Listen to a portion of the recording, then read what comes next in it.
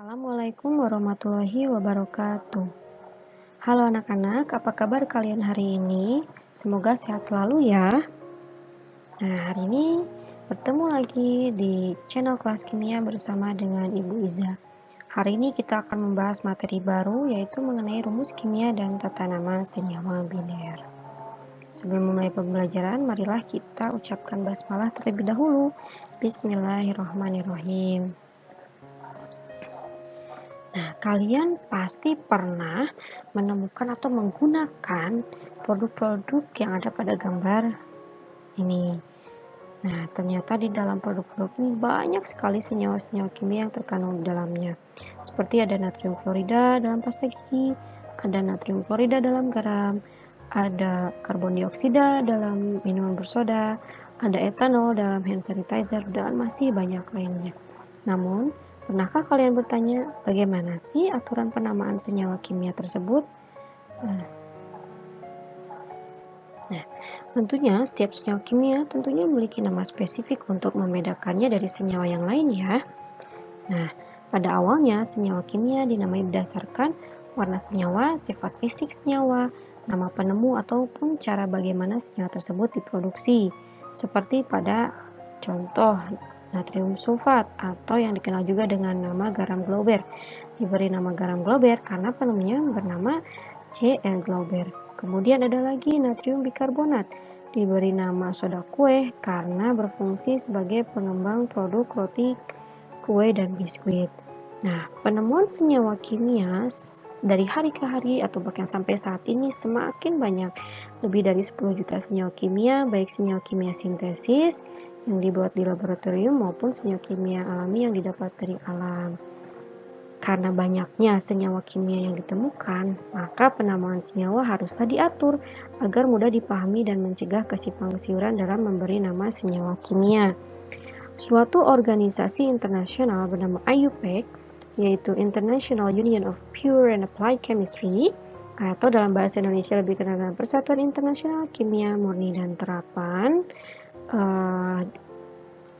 itu organisasi global yang basisnya ada di Amerika Serikat yang mengatur nomenklatur, terminologi, dan pengukuran kimia.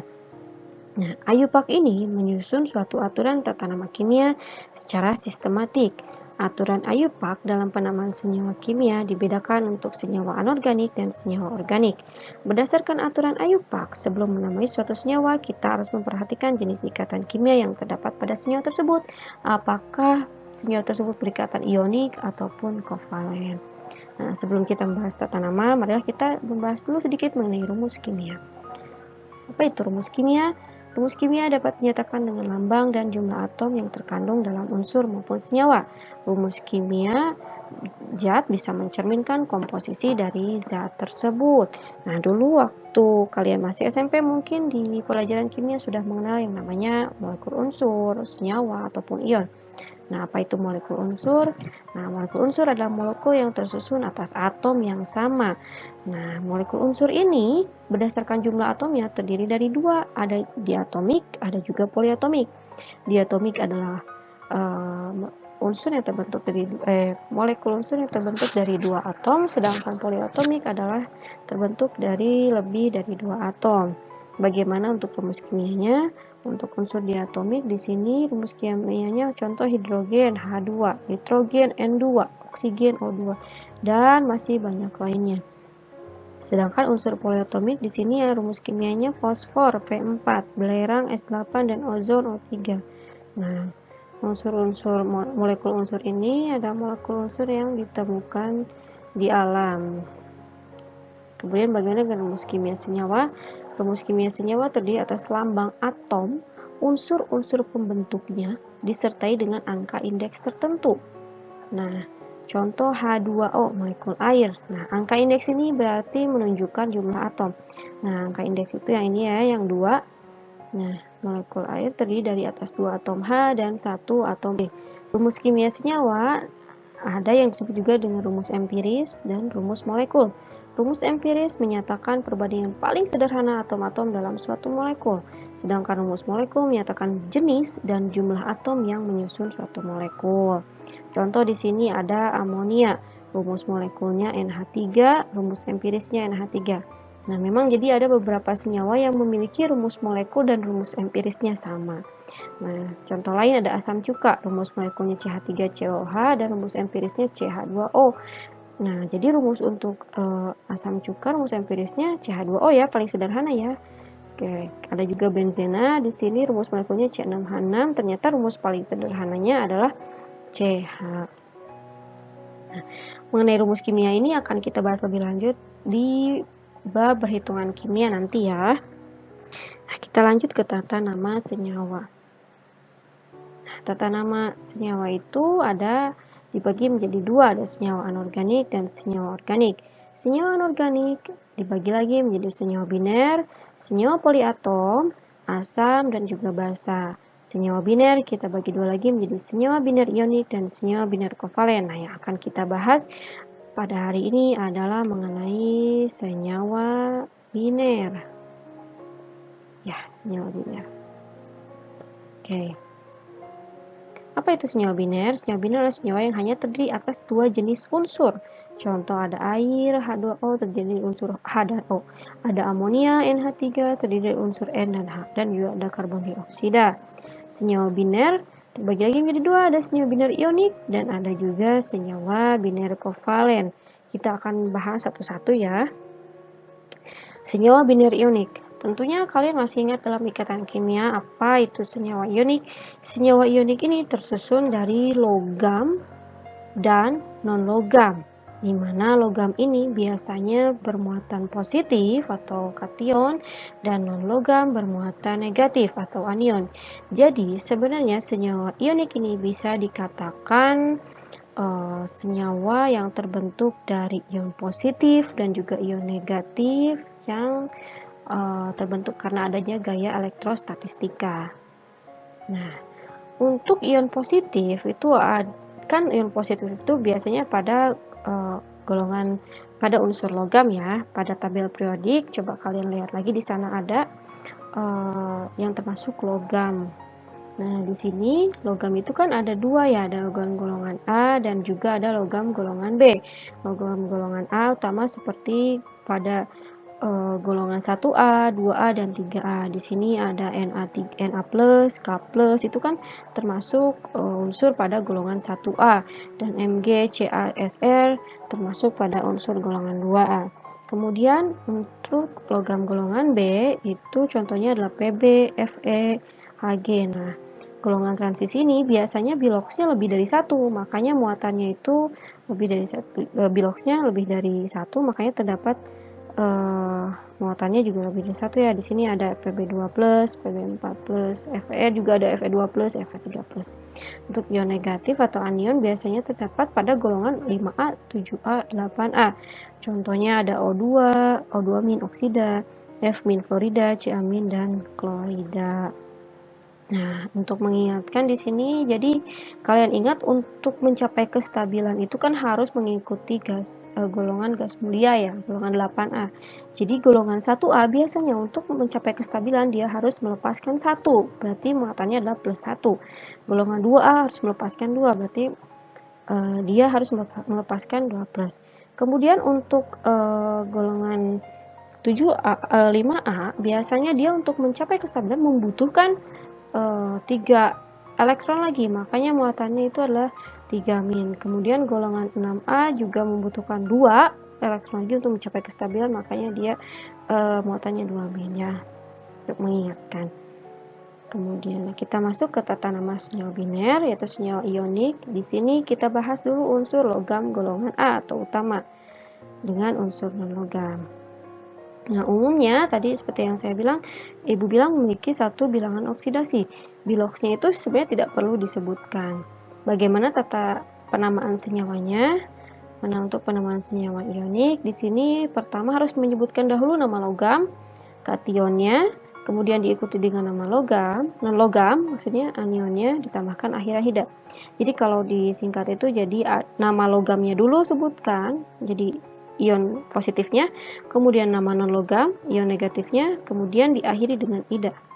Contoh di sini ada NaCl. NaCl ini kalau kita uraikan jadi ada Na plus Cl min ya. Di sini ion logamnya ada Na plus, ion natrium, dan ion non-logamnya Cl min. Jadi nama senyawanya adalah ion logamnya dulu sebutkan. Namanya kan natrium ya, berarti natrium. Kemudian Cl min klorida. Di sini ada akhiran ida. Nah, di sini ada rumus umum untuk penguraian suatu senyawa ionnya. Di sini ada AX, BY, X, AY plus, dan Y, BX min. Nah, kalian bisa ikuti rumus umum ini untuk menguraikan senyawa ionik. Contoh lain di sini ada Al2O3. Kalau diuraikan dia menjadi 2Al3 plus dan 3O2 min. Kita sudah pernah belajar sebelumnya bahwa 2 yang ada di Al ini akan menjadi koefisien dan 3 yang ada di O ini akan menjadi muatan dari si Al. Nah, kalian bisa mengikuti si rumus umumnya. Nah, pada Al2O3 terdapat ion logam Al3+, ion aluminium, dan ion non-logam O2-, ion oksida, sehingga penamaannya menjadi ion logamnya. Nama logamnya dulu sebutkan kationnya aluminium, kemudian nama non-logamnya karena dia mempunyai O2-, sehingga namanya adalah oksida, selalu diakhiri dengan ida. Kemudian kita ada juga unsur logam golongan B, transisi dan unsur unsur non-logam.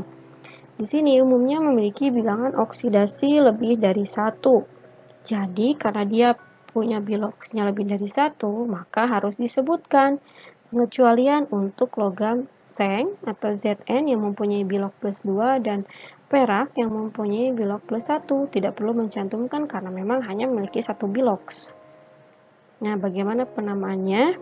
Sebenarnya penamaannya hampir sama dengan yang pada golongan logam golongan A atau utama, hanya saja bilangan oksidasinya ditulis dalam kurung dengan angka Romawi setelah nama logam.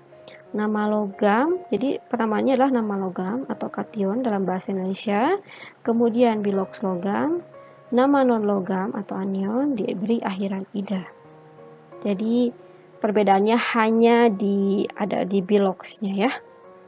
Contoh Fe2O3. Di sini dia akan terionisasi menjadi 2Fe3+ plus 3O2-. Nah, ion logamnya berarti Fe3+, kemudian ion non logamnya O2-. Sehingga penamaannya di sini kan ion logamnya Fe3+. Nah, besi 3. Tiganya dari mana? Kan tiganya itu biloks yang terkandung dalam logam tersebut. Si Fe ini kan punya 3+. Jadi biloksnya adalah 3. Jadi besi 3. Kemudian nama non logamnya adalah dia akan oksigen, kemudian diberi nama ida. Jadi oksida. Contoh lain ZNS. Dia akan terulang jadi Zn2+ dan S2-. Nah, ion logamnya adalah Zn2+ dan non logamnya S2-.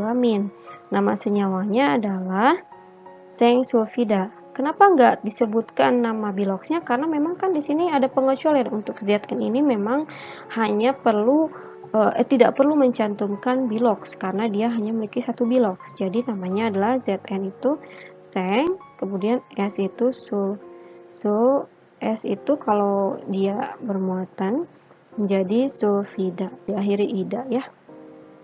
Nah, lalu lanjut ada unsur logam golongan B dan unsur non-logam. Di sini ada penamaan lain atau cara lama senyawa ionik yang tersusun atas unsur logam golongan transisi yang didasarkan pada biloks tinggi dan biloks rendah dengan menggunakan nama Latin. Oke, untuk biloks rendah menggunakan akhiran O dan untuk biloks tinggi menggunakan akhiran I. Nah, seperti di sini ada Fe2+ dan Fe3+. Di sini 2+ itu kan biloksnya lebih rendah dari 3+, maka Fe2+ harus menggunakan akhiran O menjadi yang tadinya. Dan besinya itu nama latinnya diberi nama latin. Berarti Fe2+ adalah ferro, sedangkan Fe3+ adalah ferri. Jadi yang tinggi itu I ya, tinggi, yang rendah itu O. Kemudian ada Cu itu kan tembaga. Nah, nama latinnya adalah cuprum ya. Berarti kalau misalnya dia bilasnya 1 plus 1 dia cupro lebih rendah, dan 2 plus cupri karena dia lebih tinggi. Langsung contoh soal saja ya. Contoh di sini ada FeCl2. FeCl2 jika diuraikan akan menjadi Fe2 plus Cl-. Di sini kita tahu ion logamnya adalah Fe2 plus. Nah, 2 plus ini kita lihat namanya apa? Ferro. Kalau Fe3 plus kan feri. Karena ini 2 plus jadi namanya ferroklorida. Namanya tetap nama logam, kemudian diikuti dengan non logam, diakhiri ida. Contoh lain Fe2O3. Nah, di sini kan Fe-nya 3 plus, namanya apa? Feri. Nah, berarti namanya adalah feri oksida. Mudah bukan? Semoga bisa dipahami ya ke rumus senyawa biner ionik. Kalau tadi tata namanya, sekarang rumus senyawanya. Jadi penulisan untuk rumus senyawanya adalah menuliskan dahulu unsur logamnya, kemudian diikuti dengan unsur non-logamnya. Nah, rumus senyawa ion ditentukan oleh perbandingan muatan kation dan anionnya. Jadi si kation dan anionnya itu diberi indeks sedemikian rupa sehingga senyawanya bersifat netral atau muatan positif sama dengan muatan negatif. Nah, untuk rumus umumnya, kalau tadi kan rumus penguraian senyawanya ya, kalau ini rumus pembentukan senyawanya. Di sini ada, bisa dilihat. Nah, langsung ke contohnya saja ya. Di sini contohnya adalah beryllium klorida. Nah, gimana ya cara nulisin senyawa beryllium klorida? Kita tahu bahwa beryllium itu termasuk golongan berapa coba? Golongan 2 ya, 2A. Jadi Be itu termasuk golongan 2A. Karena dia golongan 2A, maka muatannya adalah 2 plus. Karena golongan 2A jadi muatannya ada 2 plus ya di sini. Kemudian si Cl ini merupakan golongan apa? Golongan berapa? Ingat, golongan halogen, golongan 7A. Nah, si golongan 7A ini untuk mencapai kestabilan itu membutuhkan 1 elektron. Betul nggak? Berarti dia muatannya berarti Cl minus. Nah, di sini kan belum netral ya. Di sini Be-nya 2 plus, Cl-nya min. Jadi belum netral. Nah, caranya gimana? Kita lihat saja gini. Jadi di sini 2, di sini ada min 1, di sini ada plus 2. Jadi KPK dari 2 dan 1 adalah 2, ya kan? Jadi kalau si Be pengen jadi 2 itu kan cuma butuh 1, sedangkan si Cl itu untuk menjadi 2 dia butuh 2. Nah, jadi nulisnya adalah Be Cl2, Be-nya 1, Cl-nya 2. Jadi kita lihat netral atau tidak. Be 2 plus, Cl min 1 dikali 2, jadi 2 min. Nah, plus 2 dan min 2 jadi netral. Contoh lain, kalsium oksida. Kalsium oksida. Nah, si kalsium ini termasuk golongan berapa di tabel periodik? Dia golongan 2A. Golongan 2A berarti muatannya adalah 2 plus. Berarti kita tulis Ca2+.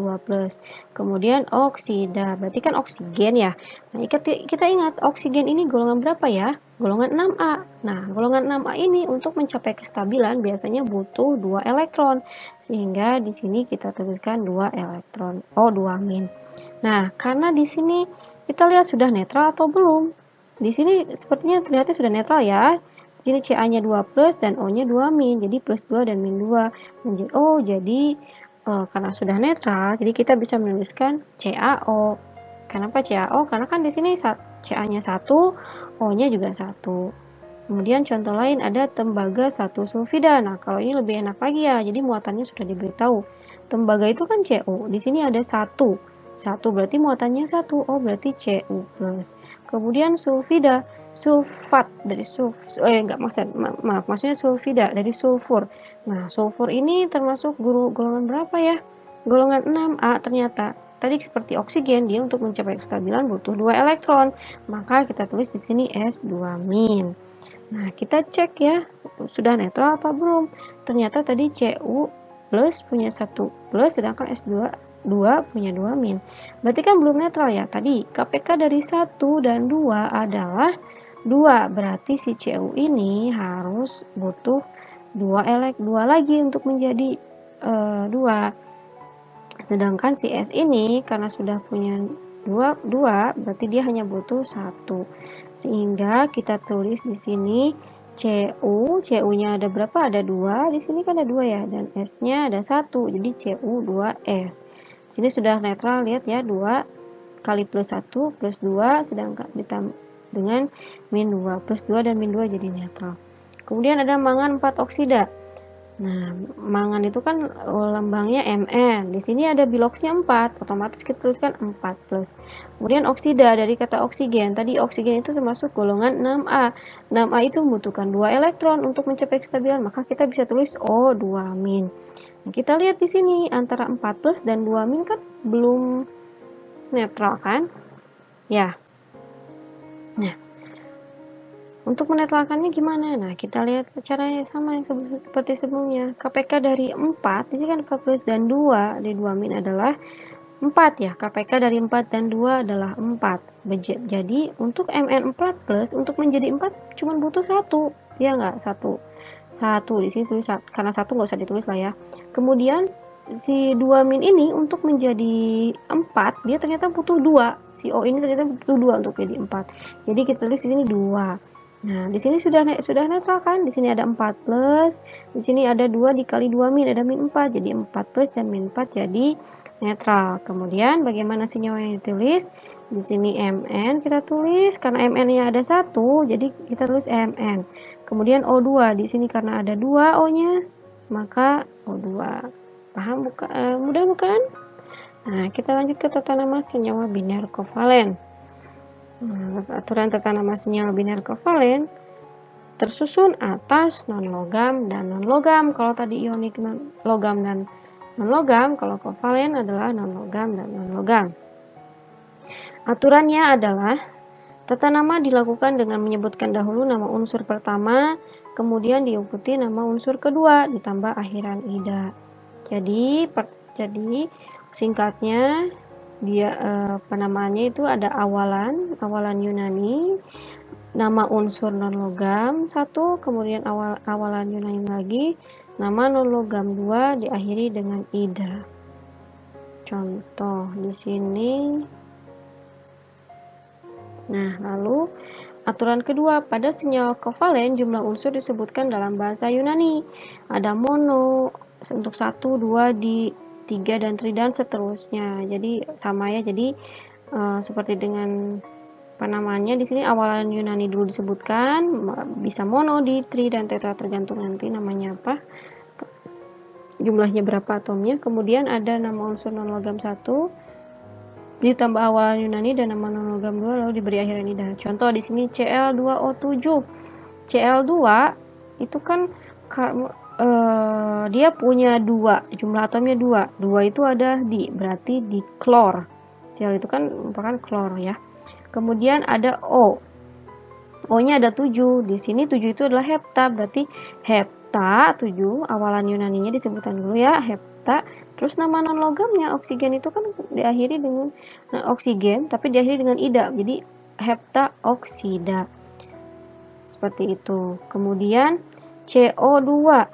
C itu ada karbon, kemudian dioksida. Di-nya itu kan karena dia punya 2 oksigen, berarti dioksida.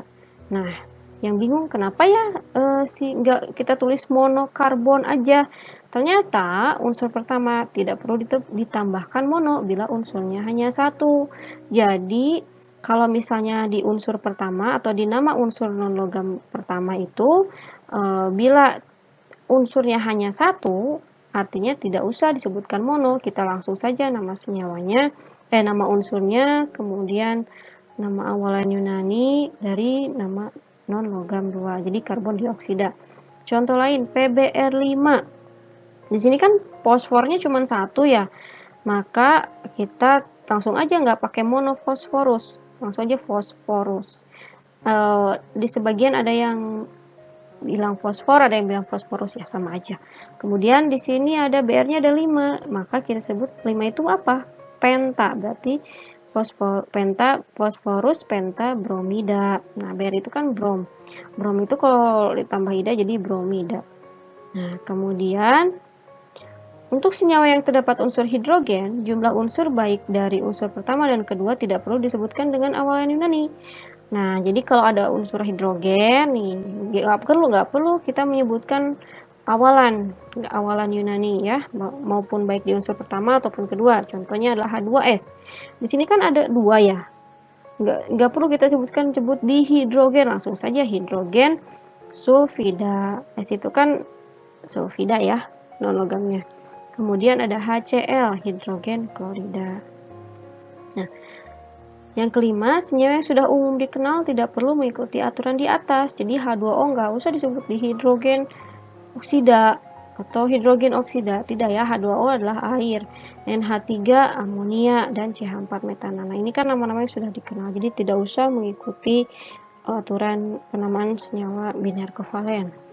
Kemudian ada nama lain, nama alternatif khusus untuk unsur N dan S. Jadi kalau ada unsur yang mengandung N dan S, kita bisa beri aturan lain ya. Di sini ada nama non logam 1, kemudian ada bilox non logam 1, dan nama non logam 2 diakhiri ida. Jadi contoh N2O. Nah, namanya adalah nitrogen 1 oksida. Di sini kan nitrogen itu biloxnya plus 1, ayo masih ingat kan cara menentukan bilox? Di pertemuan sebelumnya sudah pernah kita bahas.